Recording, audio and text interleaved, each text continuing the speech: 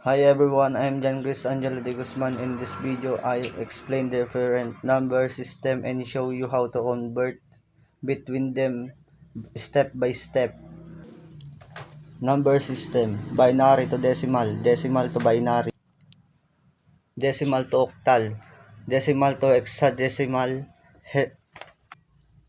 hexadecimal to binary. Proceed tayo sa binary to decimal. Binary uses only 0 and 1 each digital represent a power of 2. Multiply each binary digit by the corresponding power of 2, then add them. Ngayon, gawan natin ng example. 1010. Ito yung binary, gawin nating decimal. 2 to 0 root power, 2 to first root power, 2 to second root power, and 2 to third root power. At ito yung values i-multiply natin. 1 times to the third root power is equals to 8. Paano natin nakuha? 2 times 2 is equals to 4. 4 times 2 is equals to 8. Kaya 8 yung answer dito. 0 times 2 to the second root power is equals to 0. 1 times 2 to the first root power is equals to 2. 0 times 2 to 0 root power is equals to 0. I-add natin to. 8 plus 0 plus 2 plus 0 is equals to 10 decimal. 85 gawin nating binary. 85 divided by 2 is equals to 4. Remind 0.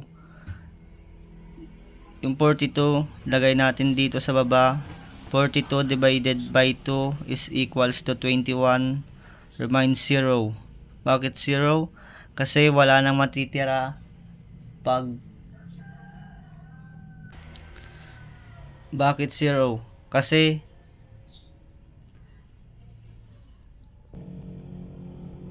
bakit 0? Kasi sakto lang ang pinaghatian nila.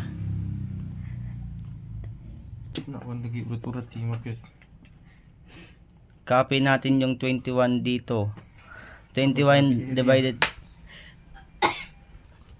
Copy natin yung 21 dito. 21 divided by 2 is equals to 10. Reminds 1. 10 divided by 2 is equals to 5. Reminds 0. 5 divided by 2 is equals to 2. Remind 1. 2 divided by 2 is equals to 1. Remind 0. 1 divided by 2 is equals to 0. Remind 1. Para makuha natin ng binary niya. 1, 0, 1, 0, 1, 0, 1. Ito na yung binary niya. Punta naman tayo sa decimal to octal. Octal is based to 8 digits, 0 to 7, often used in computing. Divide by 8,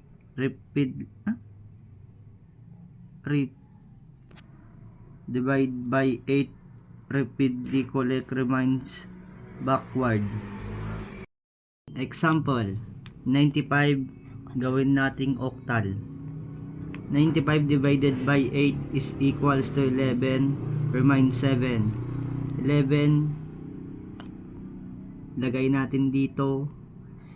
11 divided by 8 is equals to 1. Remind 3. Yung 1 lagay natin ulit dito. 1 divided by 8 is equals to 0. Remind 1. At ito yung octal. Paano natin nakuha?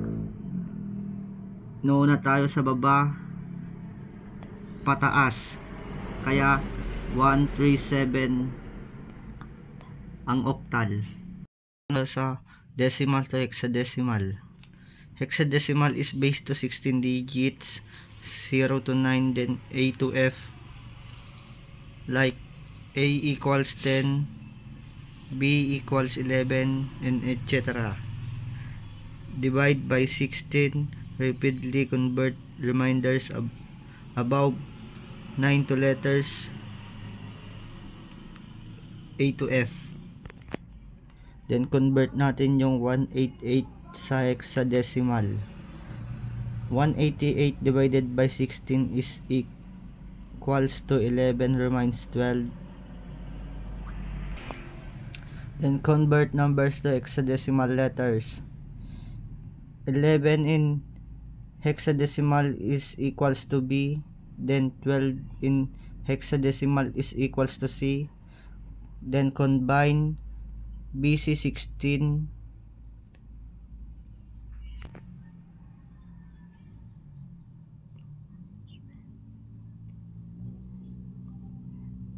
then combine equals BC 16 hexadecimal.